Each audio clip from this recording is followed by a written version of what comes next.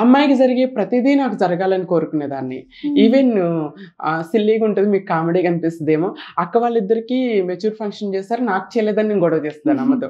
అమ్మ నాకెందుకు mature function చేయవు? నాకెందుకు మెచ్యూర్ ఫంక్షన్ చేయవు? అని గొడవాడేదాన్ని. ఓకే.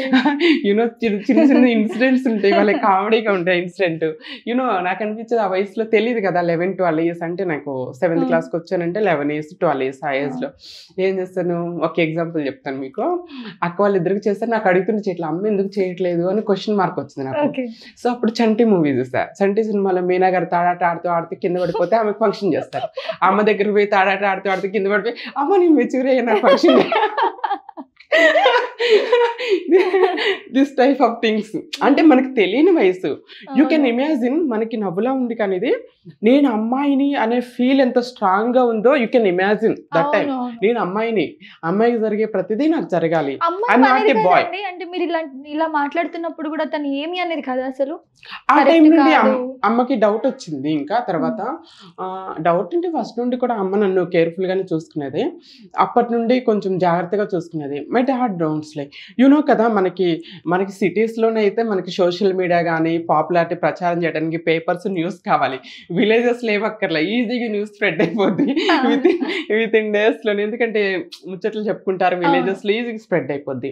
అట్లా నా బిహేవియర్ అలానే ఉంటుంది. అమ్మాయిలాగా ఉండటము, అమ్మాయిలాగా బిహేవ్ చేయటం, అమ్మాయి బట్టలు వేసుకోవటము, స్కూల్లో పిల్లలు ఎగతాలు చేస్తారు ఎందుకు రా అంటే వే ఆఫ్టర్. ఒక అమ్మాయికి అబ్బాయి డ్రెస్ చేస్తారనుకోండి ఎలా ఉంటుంది? బిహేవియర్ మారదు కదా. ఒక లుక్ కొంచెం చేంజ్ అవ్వచ్చు బట్ బిహేవియర్ మారదు. బై వాకింగ్ కానీ, టాకింగ్ కానీ, మాట్లాడే విధానం కానీ. ఫర్ ఎగ్జాంపుల్ చూడండి, మనం మాట్లాడిన చేతులు తిప్పుతాం, అబ్బాయిలు చేతులు ఏం తిప్పరు, స్టడీగా మాట్లాడుతాం. లైక్ బిహేవియర్, నా బిహేవియర్ అలానే ఉండేది. హెయిర్ సర్దుకోవటం, చిన్న వయసులోనే హెయిర్ సర్దుకోవటం, చిన్నగా నడవటం, చిన్నగా తిప్పుకుంటూ నడవటం, అట్లా ఉండేది. ఈజీగా నన్ను రికగ్నైజ్ చేసేవాళ్ళు పిల్లలు రికగ్నైజ్ చేసేవాళ్ళు, ఏడిపించేవాళ్ళు. ఎట్ ద సేమ్ టైం ఇంట్లో అమ్మ బట్టలు వేసుకోవటం, శారీస్ కట్టుకోవడం, ఇవి చూస్తూ ఉండేవాళ్ళు అనమాట. అలానే గ్రోయింగ్ అవటం, విలేజెస్ లో న్యూస్ స్ప్రెడ్ అవటం వల్ల even my dad don't likes. మా డాడీని జనాలు అడిగేవారు, సో కాల్డ్ సొసైటీలో ప్రజలు, మీ అబ్బాయి హిజ్డా, మీ అబ్బాయి తేడాగాడంట కదా, మీ అబ్బాయి 0.5 అని అడుగుతుంటే మా డాడీకి పరువు పోయేదని. నా వల్ల తన పరువు పోతుంది సొసైటీలో, తలెత్తుకొని తిరగలేకపోతున్నాను అనే తన బాధలో హీ డోంట్స్ లైక్ మీ. నాతో మాట్లాడేవాడు కాదు, నన్ను ఇష్టపడేవాడు కాదు. అక్కలతో తమ్ముళ్ళతో అందరితో బాగుండేవాడు, నాతో మంచిగా ఉండేవాడు కాదనమాట. Only my mother loves me. మా మదర్ ఒక్కలే నాకు సపోర్ట్ చేసేవాళ్ళు అనమాట. అలానే లైఫ్ ముందుకెళ్తుంది, వెళ్తుంది. 8th క్లాస్ వచ్చినప్పటికీ అక్కలిద్దరికి మ్యారేజ్ అయిపోయింది అనమాట. ఇంకా తమ్ముడిని హాస్టల్లో వేశారు. నేను, అమ్మ, నాన్న మేము ముగ్గురమే ఇంట్లో ఉంటాం అనమాట. ఇక నేను ఎవ్రీడే అమ్మ సారీస్ కట్టుకొని మురుసుకునేదాన్ని. స్కూల్ నుండి రావటం 8th క్లాస్ 9th క్లాస్లో ఎవ్రీడే అమ్మ సారీస్ కట్టుకొని మురుసుకునేదాన్ని. ఇంట్లో పనులన్నీ ఉంటాయి కదా. విలేజెస్లో ఎలా ఉంటుంది, కల్లాపు చల్లటం, ముగ్గులు పెట్టడము, ఇల్లు అలుక్కొని ముగ్గులు పెట్టుకోవటము, బౌల్స్ క్లీన్ చేసుకోవటం, కుకింగ్, ఇల్లు తుడవటం, అవన్నీ ఉండే. అవన్నీ నేనే చేసేదాన్ని చిన్నప్పుడు. నాకు ఇష్టం. I would like to do హ్యాపీగా. నాకు చాలా హ్యాపీ అనమాట. ఎప్పుడు ప్యాంట్ షర్ట్ మీద చేస్తుంటే చిరాకగా ఉంటుందిరా బాబు, మనం కలర్ చల్లి ముగ్గులు పెట్టేది లంగావని కానీ సారీ కట్టుకుని చేస్తుంటే ఆడపిల్లకి ఎంత ముచ్చటగా ఉంటుంది అనిపించి నేను 8th 9th క్లాస్లో మేబీ అప్పుడే కొంచెం పుట్టాను. కల్లాపు చల్లి ముగ్గులు పెడుతుంటే జనాలందరూ చూస్తారు, చుట్టుపక్కల వాళ్ళు, మా రిలేటివ్స్, బాబాయ్స్, కజిన్స్ తీసుకెళ్ళి నాకు దెయ్యం పట్టింది అనుకుని భూత వైద్యుల దగ్గర తీసుకెళ్లారు. ఇంకొకటి కూడా నేను చూసాను, మీరు చెప్పారు అది బాబా నిజంగానే తినకు దయ్యం పట్టిందనేది పేరు కూడా బాబా చెప్పారంట కదా. అవునవును.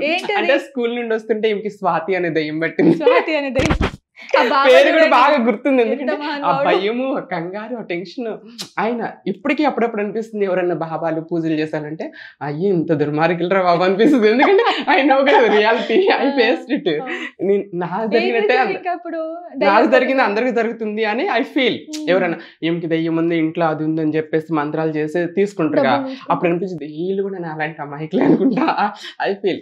అంటే ఆయన ఏం చేశాడంటే యాపాకులతో ఏయో కొట్టేసేసి ఈమెకి స్కూల్ నుండి వస్తుంటే దెయ్యం పట్టింది, ఆమె వయసులో పెళ్లి కాకుండా చనిపోయింది, పెళ్లి కాకుండా చనిపోవటం వల్ల కోరికలు తీర్చుకోవటానికి దీనికి దెయ్యం పట్టింది. భలే చెప్పాడు. ఐ ఫీల్ కదా. అప్పుడు గట్టిగా అరిసి చెప్పాలనిపించేది, నాకు ఏ దయ్యం పట్టలేదురా బాబు, దిస్ ఇస్ మై రియాలిటీ. ఒకసారి ఆయన దగ్గరికి ఎక్కడున్నాడో కూడా లేదు, ఉన్నాడో తెలీదు. ఇంకా థాట్ కూడా రాలేదు వెళ్ళాలని. Will check once. మీరు ఐడియా ఇచ్చారు కదా, ఒకసారి చెక్ చేస్తా. I will. సో కానీ ఆ ఏజ్ లో నిజం చెప్పే ధైర్యం లేకుండే నాకు. చిన్న వయసు కదా, ఎవరు యాక్సెప్ట్ చేస్తారో చెయ్యరో అంటే ఐ ఫీల్ ఐఎమ్ డిఫరెంట్. అంటే ఇప్పుడంటే సోషల్ మీడియా, ఫేస్బుక్, యూట్యూబ్ అన్నీ ఈజీగా న్యూస్ స్ప్రెడ్ అవుతుంది.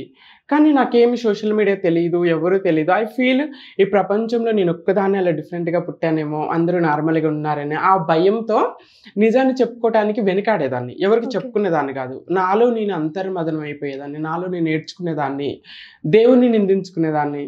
దేవుడు అందరూ నార్మల్గా ఉన్నారు, నాకు మాత్రమే ఎందుకు ఈ జన్మిచ్చావని మురుసుకుంటూ ఏడ్చుకుంటూ every day in front of Jesus ఏడ్చుకునేదాన్ని. దేవుడు కనిపిస్తే తీసుకొచ్చి కోర్టు బోన్లో నించోబెట్టేసి, నేను చేయని తప్పుకి నాకెందుకు ఈ అవమానాలు, నేను చేయని తప్పుకి నాకెందుకు ఈ డిస్క్రిమినేషన్, నేను చేయని తప్పుకి నాకెందుకు ఈ ఏడుపు అని దేవుడిని అడగాలనిపించేది.